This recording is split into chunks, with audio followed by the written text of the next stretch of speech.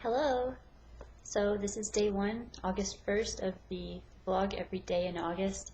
I'm not quite sure how realistic that is, but gonna have a go at it. So since I don't have a very comedic life, like Jenna Marbles or someone, I'm gonna have to go with my brain here, so less exciting, but you'll learn something, so that's good. What I want to talk about today is how to make your brain bigger. I don't know if people know they can actually do that. And there are a lot of tricks that you can do to train yourself to see things in more than one perspective, because really perspective is the key. The more perspectives you have, the greater your net is that you cast. So if you think about it like this, you have this net and you cast it and you're using all your senses to take in things from different directions. And then you are taking what you get, like say your eyeballs or your ears are whispering something to your brain. And then your brain thinks about it for a while and tries to communicate with the rest of yourself and say, hey, that's pretty cool, never thought about that before. So it not only makes your brain bigger, but I feel like it makes you happier. So, I guess technically you could make an argument to say it'll make you sadder, because if you experience more things in life, you'll also experience sad things. But I think generally, the way that people feel more fulfilled is when they are bigger on the inside. So here is a way to do that. In my early 20s, I started listening to metal. This was strange because I didn't like metal, but I was certain, based on my personality, that I had to like it. It didn't make any sense not to. I was just clearly not finding the bands that were right for me, or I wasn't hearing something. So what I started doing was listening to string tributes to more serious bands, and this would make a very distinct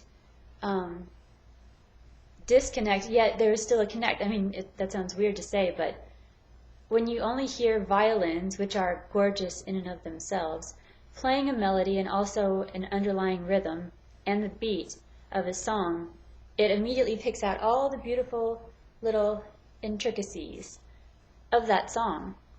And then you can listen to the song again and say, wow, that's really pretty. I never really heard that stuff in it before because it was so muffled by like the sound. So I know that sounds crazy, but it actually works really well. So I would suggest to you, because Mastodon is a excellent band for this example. There's a song called I Am Ahab, and it's very heavy, and there's a lot of fast blast beat types. They're not a real metal band, but they're progressive heavy rock, and the best way to describe them is, if you've never heard them, after I listened to them live, I had like their whole full set. I felt like I had just eaten a raw steak.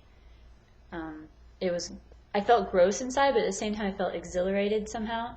Like it was just so heavy and thick, like it just shoved itself into my body and I just couldn't get it out, but it was good and bad at the same time. But I would not have liked that had I not trained myself to listen for the beauty in it, because there is, and that's what makes them so interesting, because for as thick and rough and masculine as they are, there's still beauty in it, and that's a perspective that I gained. So I challenge you to do the same type of thing. Now, you may not like Mastodon, and I'm not going to force this band on you, but there's a string tribute to I Am Ahab as well.